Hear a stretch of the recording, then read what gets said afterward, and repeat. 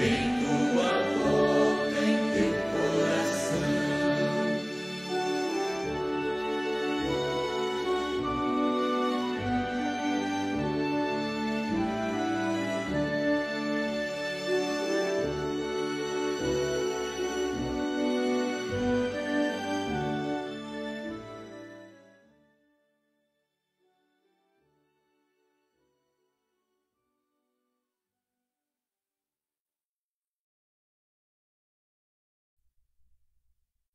Querido irmão, querida irmã, uma boa tarde. Sejam bem-vindos a mais esta nossa reflexão, mais este dia que nós nos reunimos para refletir sobre algum assunto, sobre algum aspecto. E estamos fazendo de modo gravado hoje, bem como alguns dias vamos fazer de modo gravado.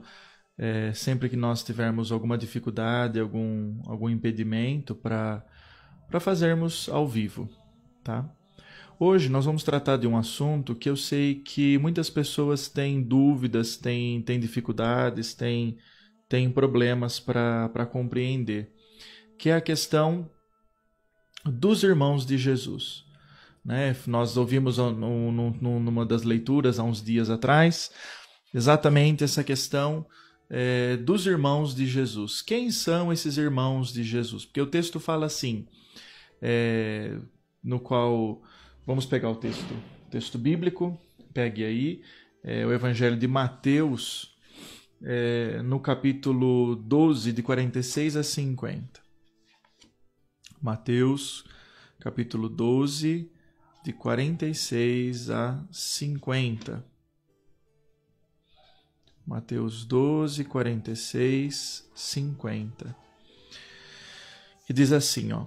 Enquanto Jesus ainda falava às multidões, sua mãe e seus irmãos estavam do lado de fora, procurando falar com ele. Alguém lhe disse, olha, tua mãe e teus irmãos estão lá fora e querem falar contigo. Ele respondeu àquele que lhe falou, quem é minha mãe e quem são meus irmãos? E, estendendo a mão para os discípulos, acrescentou, eis minha mãe e meus irmãos. Todo aquele que faz a vontade do meu Pai que está nos céus, esse é meu irmão, minha irmã e minha mãe. Então aqui nós temos um texto muito conhecido de nós, porque geralmente nos dias em que nós celebramos as memórias de Nossa Senhora, nós meditamos sobre este texto. Então, este texto, ele traz para nós uma questão que, na verdade, é um problema contemporâneo. Na antiguidade, isso nunca foi um problema. Nós vamos encontrar os santos padres da igreja, em vários momentos, se posicionando, falando sobre os irmãos de Jesus, tendo conhecimento, sabendo que se tratam, na verdade, dos seus parentes, né, dos membros da sua comunidade, os membros do seu clã. Então isso nunca foi um problema na antiguidade, isso se tornou um problema na contemporaneidade, porque as pessoas começaram a fazer uma leitura muito fundamentalista da Bíblia. E é justamente isso que a igreja sempre nos orienta a evitar. Evitarmos a leitura fundamentalista. O que é a leitura fundamentalista? É quando nós pegamos o texto bíblico sem compreender que ele tem um contexto histórico no qual ele foi escrito, no qual ele foi concebido, ou mesmo tirarmos de contexto alguma frase, alguma palavra. Então é justamente nessa direção que nós queremos trabalhar, que nós queremos fazer a nossa explicação. Entender primeiro o que é a questão da linguagem na Sagrada Escritura, e entendendo a questão da linguagem, nós entendermos melhor sobre como nós devemos ler, entender, compreender os textos bíblicos. Tá bom? E tudo isso para quê? Para explicar esta dúvida. O que são os irmãos e as irmãs de Jesus? Né? Qual compreensão nós devemos tirar disso? Os santos padres da igreja, eles Para explicar esta questão dos irmãos de Jesus, sem recorrer ao estudo que nós temos hoje de linguística, eles acabaram afirmando: os irmãos de Jesus, na verdade, são filhos de um primeiro casamento de José. E por isso, então, eram meio-irmãos. Ou mesmo tentaram outras explicações para tentar justificar, mas infelizmente são explicações que estão incompletas. Não que elas não têm valor, elas têm valor, porém elas estão incompletas. E como que nós vamos então adquirir uma explicação completa sobre este assunto, sobre esta demanda? Nós vamos exatamente partindo daquilo que está nos próprios textos bíblicos, a Bíblia explicando a si mesma. É claro, com os recursos da linguística, com os recursos da teologia. Uma coisa que nós não podemos perder de vista, como eu dizia, é a questão da linguagem. Nós chamamos isso de hebraísmos ou semitismos. Por exemplo, quando nós vemos no Evangelho de São João, o prólogo do Evangelho de São João, pega lá, Evangelho de São João, capítulo 1. Eu vou meio rapidinho nas citações, porque hoje tem bastante citação, depois vocês vão acompanhando aí, tá? Evangelho de João, capítulo 1. Lá nos primeiros versículos que tem o prólogo. E aí diz assim, lá no versículo 14. E a palavra se fez carne e veio morar entre nós, e nós contemplamos a sua glória. A palavra se fez carne.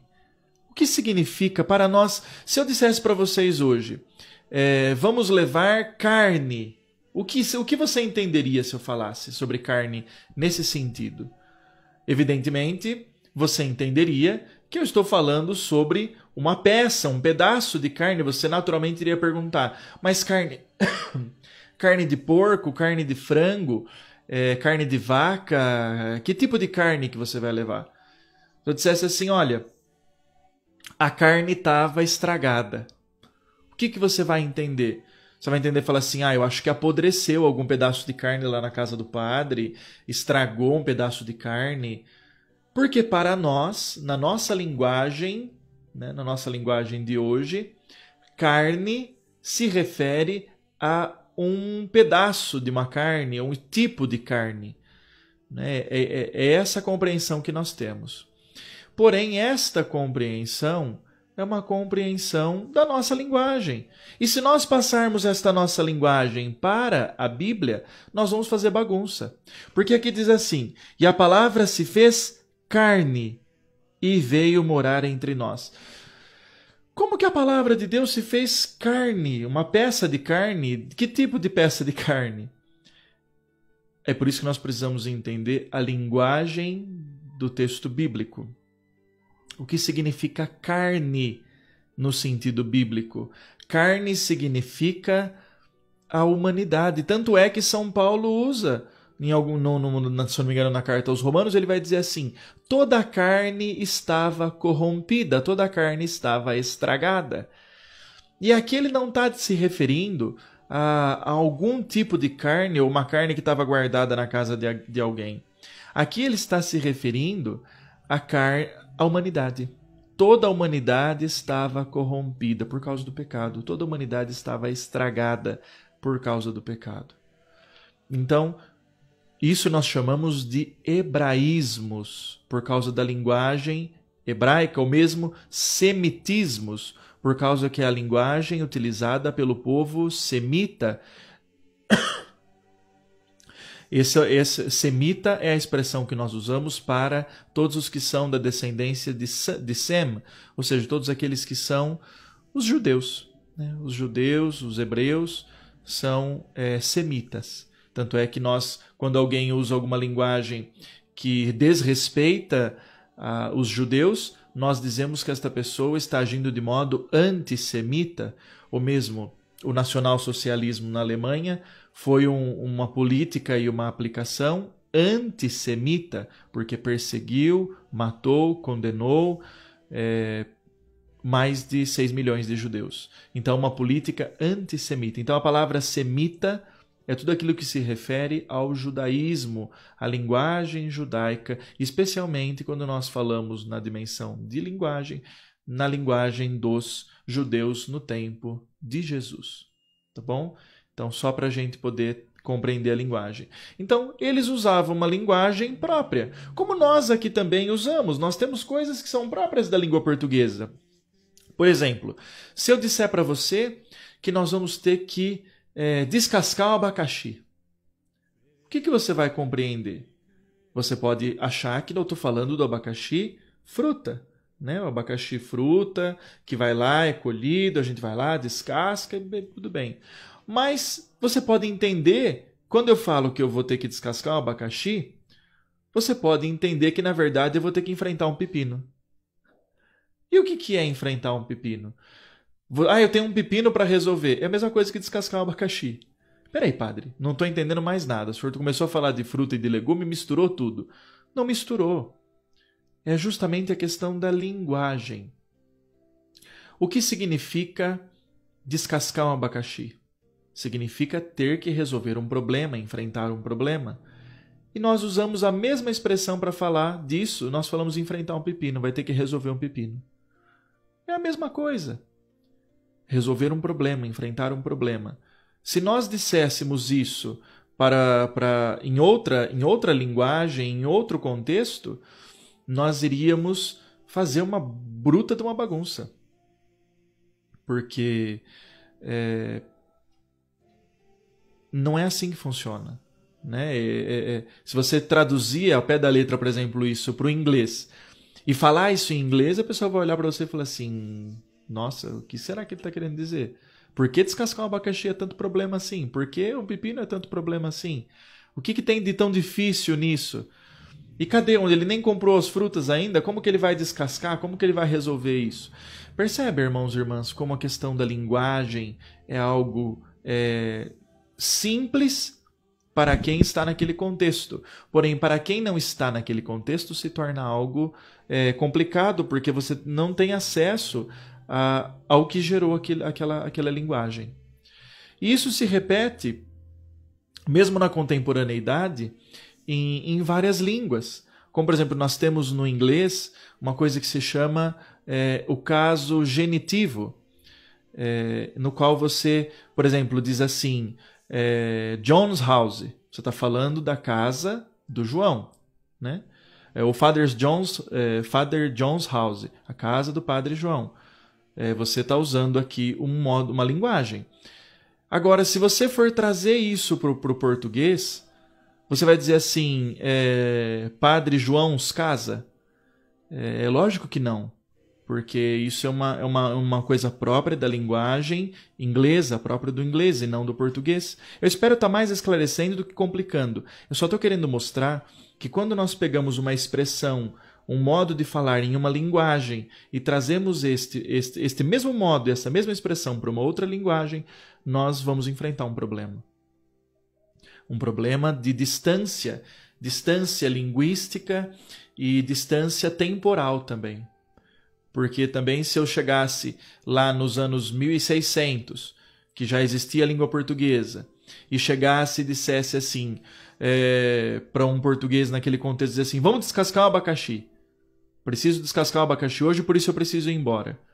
Ele ia olhar para mim, muito provavelmente, olhar e falar assim: o que será que ele quis dizer? Aonde será que ele quer chegar com essa história de abacaxi? Eu não entendi, foi nada.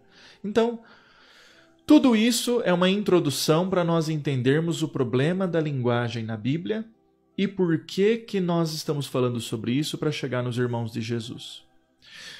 Vamos partir agora, então, do texto bíblico do Antigo Testamento. Já que nós estamos falando de hebraísmos, da linguagem hebraica, vamos lá para a língua hebraica.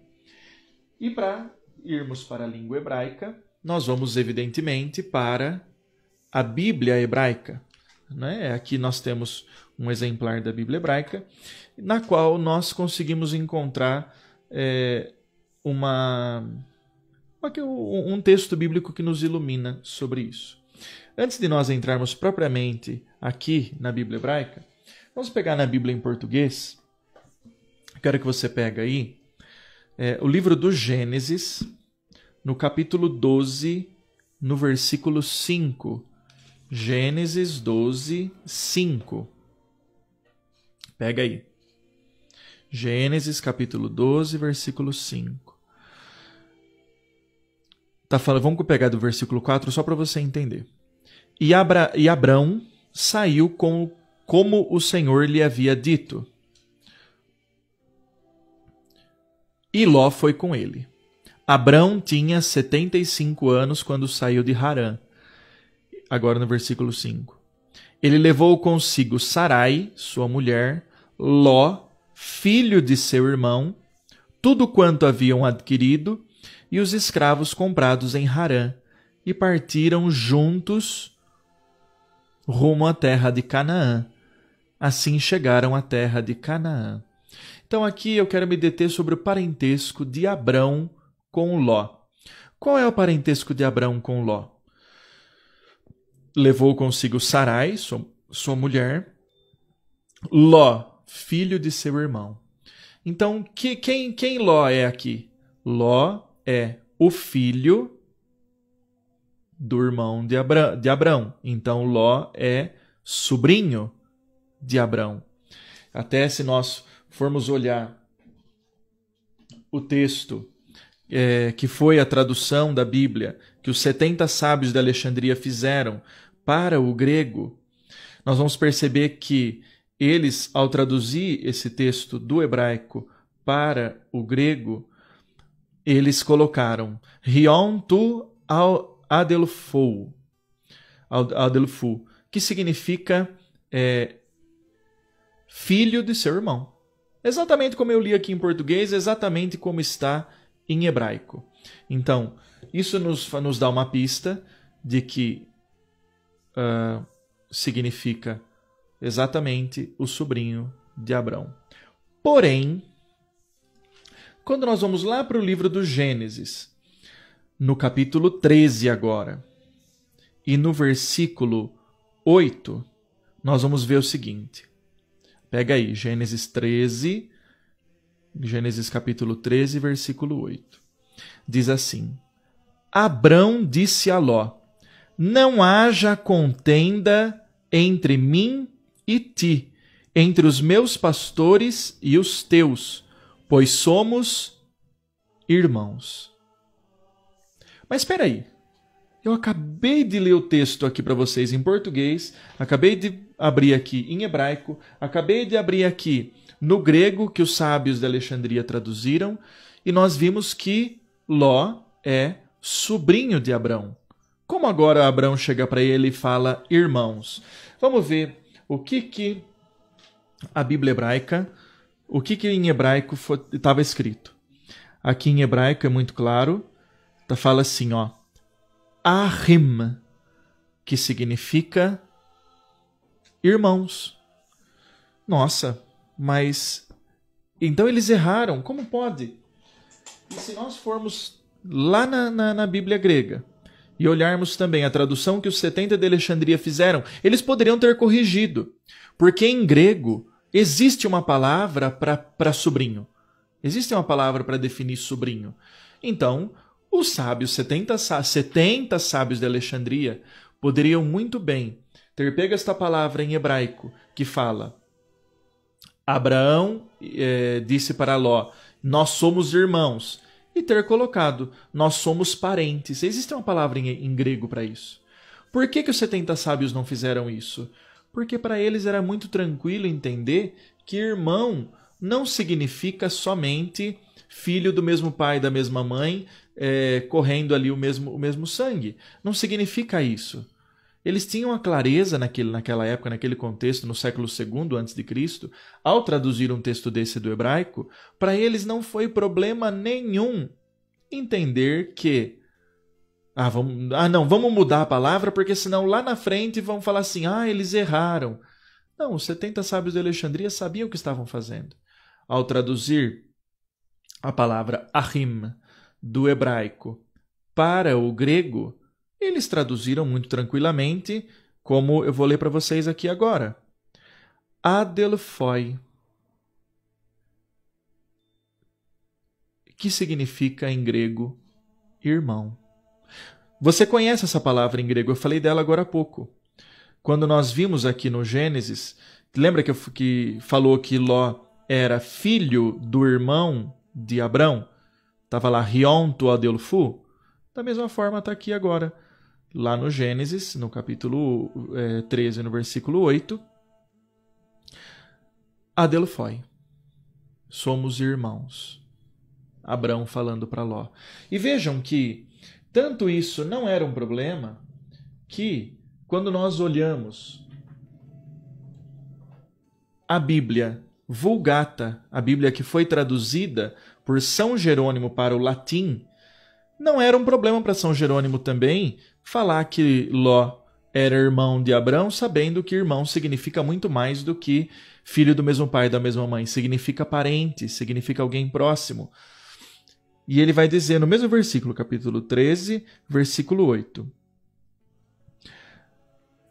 Et inter pastores meus, et pastores tuos, fratres enim sumus. Fratres, frater, em latim, significa irmão.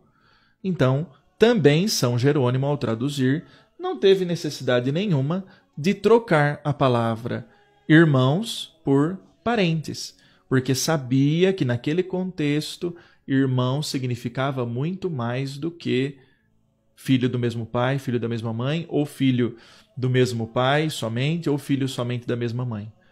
Estão conseguindo entender, irmãos, queridos irmãos e irmãs? Eu estou fazendo todo esse trânsito, indo lá no hebraico, indo lá no grego, indo lá no latim, para te ajudar a entender que dizer os irmãos não é um problema. Nunca foi um problema. Se tornou um problema agora que as pessoas não conhecem mais o grego, o hebraico, não respeitam mais as características dessa linguagem hebraica, semita. Por causa dessa falta de compreensão e de respeito, é que se faz essa bruta confusão. Mas não tem necessidade de fazer essa confusão. Padre, eu ainda não me convenci. Só um texto bíblico não é suficiente para me convencer. Então vamos lá. Nós vamos lá para o livro de Tobias. O livro de Tobias tem uma característica interessante, porque ele não foi escrito em hebraico como o Gênesis e traduzido para o grego e depois para o latim e depois para a nossa linguagem. Ele foi escrito em grego. Muito provavelmente foi escrito em grego. Ou se foi escrito em hebraico, nós só temos os exemplares hoje em grego. Então, quando você vai lá para o livro de Tobias, lembrando que o livro de Tobias não tem na Bíblia protestante, porque os protestantes retiraram todos os livros que não estivessem escritos em hebraico, na época que Lutero fez a tradução da Bíblia. Uma hora eu vou fazer uma explicação sobre isso, um dia só para explicar sobre isso, mas o livro de Tobias não está na Bíblia protestante, na Bíblia evangélica. Então vamos lá. Tobias, capítulo 7, versículo 1. Diz assim: Ao entrar em Ecbátana, Tobias disse: Azarias, meu irmão, conduze-me logo à casa de meu irmão Raguel. E o anjo o levou à casa de Raguel, que estava sentado à porta do pátio da casa. E o saudaram por primeiro. Ele respondeu: Também vos saúdo, irmãos, sede bem-vindos. E os fez entrar. Se você olhar aqui na Escritura, você vai perceber que Azarias não era parente de Tobias e Raguel também não era parente de Tobias. Nem parente, não era nem como Abraão e Ló, que um era tio, o outro era sobrinho. Aqui eles não têm grau de parentesco. Mas a palavra que está lá em grego é adelphos, adelphoi. Tanto é que se nós formos olhar lá no São Jerônimo, vamos ver aqui como que o São Jerônimo traduziu para o latim. Por que a gente fica olhando como São Jerônimo traduziu? Porque São Jerônimo dedicou muito tempo da vida dele a traduzir tudo isso para o latim.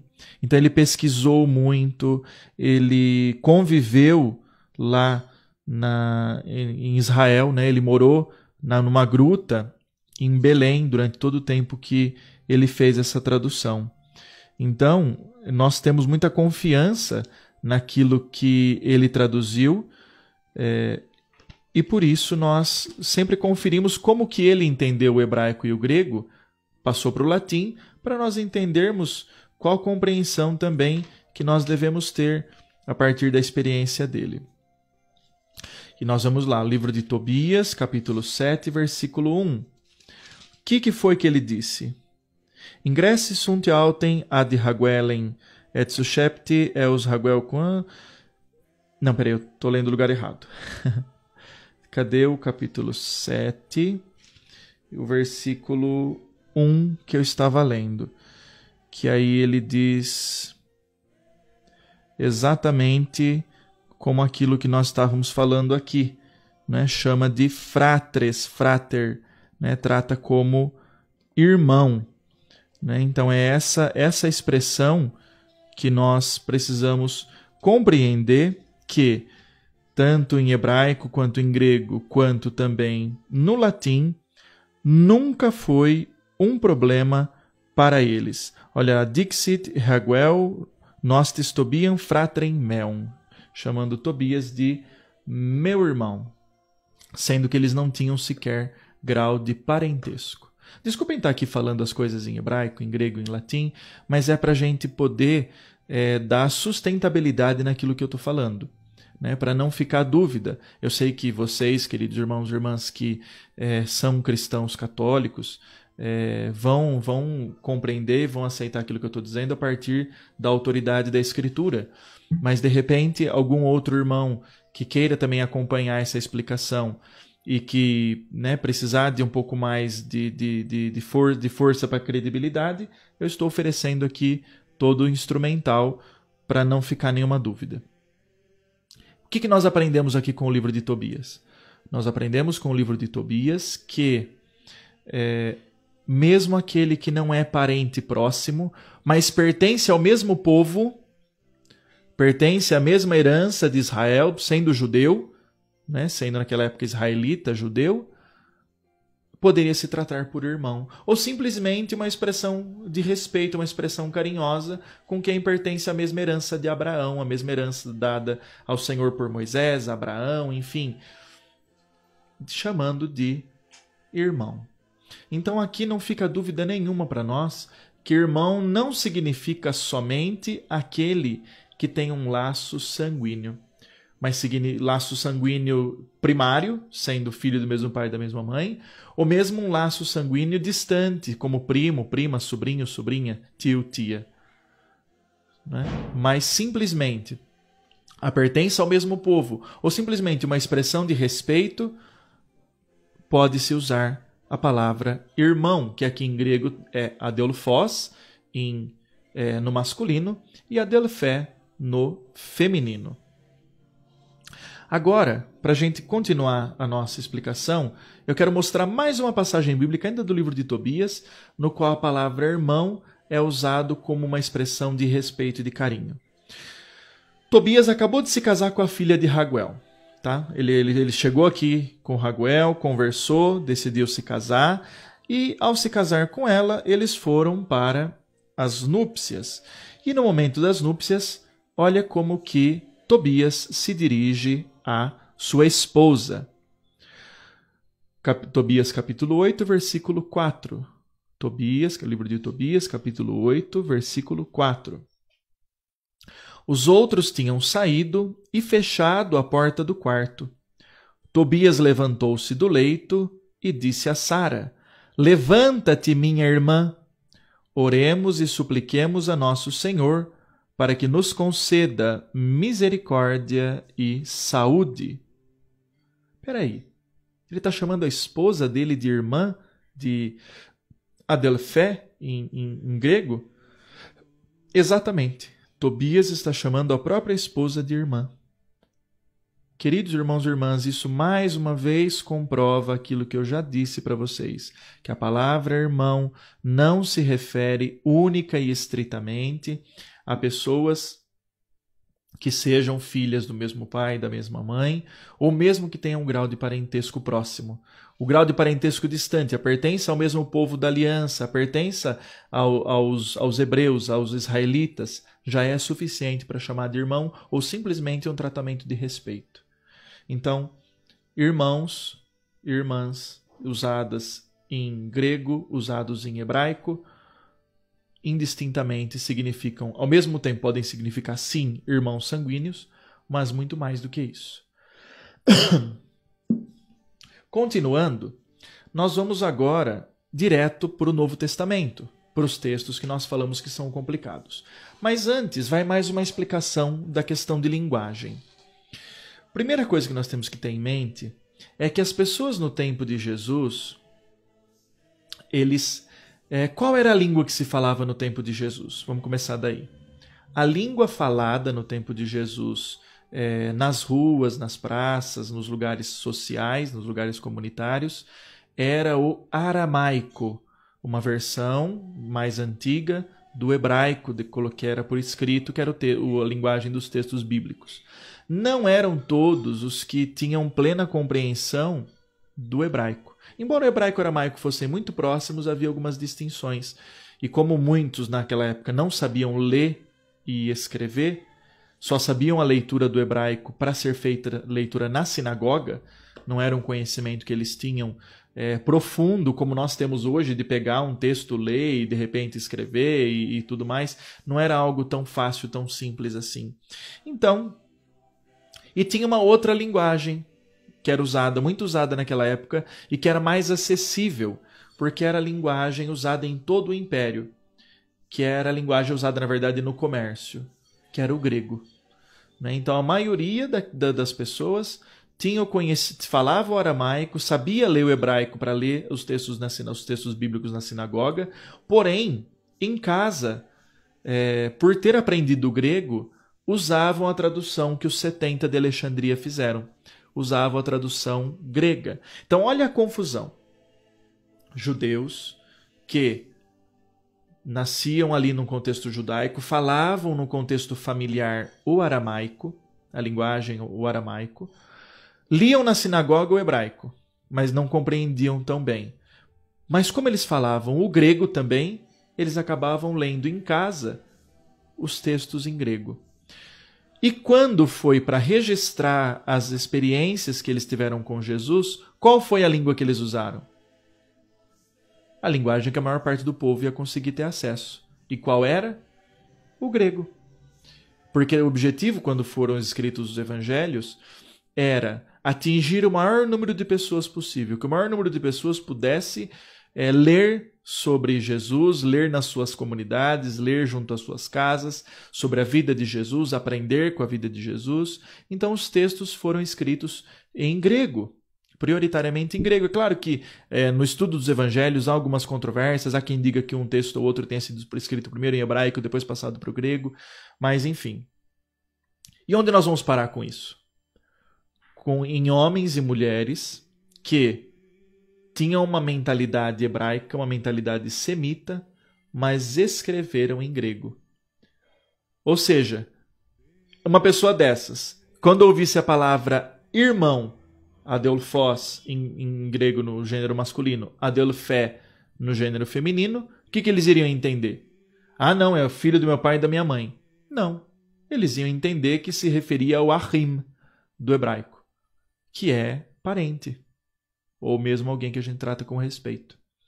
Então, pelos evangelhos terem sido escritos neste grego, com essa mentalidade hebraica, fica muito claro, muito evidente que, ao falar irmãos ou irmãs, eles não estão se referindo necessariamente a filhos de José ou filhos de Maria. E é aqui que eu quero pegar com vocês, então, agora, os evangelhos. Ou melhor, o evangelho que nós estamos usando por base, o evangelho de Mateus, mas tem os textos paralelos nos outros evangelhos também, que diz assim. Vamos lá, Mateus, que foi o que nós lemos no início dessa reflexão.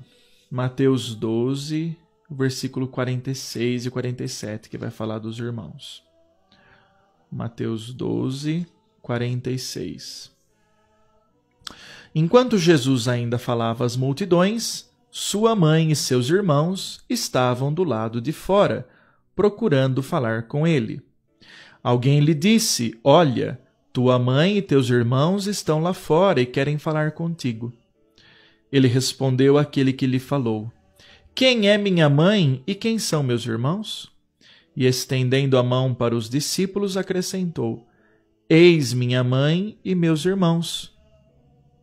Todo aquele que faz a vontade do meu Pai que está nos céus, esse é meu irmão, minha irmã e minha mãe. E se nós formos para esse texto em grego, nós vamos ver lá então, falando que estava lá Ré, Meter, Kai, Ró, Adelphoi, Autu. Então estavam lá e sua mãe e seus irmãos, e os irmãos dele, e os irmãos de Jesus. Então, aqui o texto em grego, falando exatamente como eu li para vocês em português. Sua mãe e seus irmãos. E lá no final, quando ele diz: Todo aquele que faz a vontade do meu Pai que está nos céus, esse é meu irmão, minha irmã e minha mãe. Então, Adelphos, Adelphé, Meter. Então, não há dúvida para nós nesse momento de que, sabendo o significado de irmão, irmã, Adelphos, Adelphé, em grego, e que foi escrito por pessoas que estavam usando a mentalidade em hebraico, nós sabemos aqui então que não se referem a irmãos, filhos nem de José nem de Maria. Porque vejam, pensem comigo.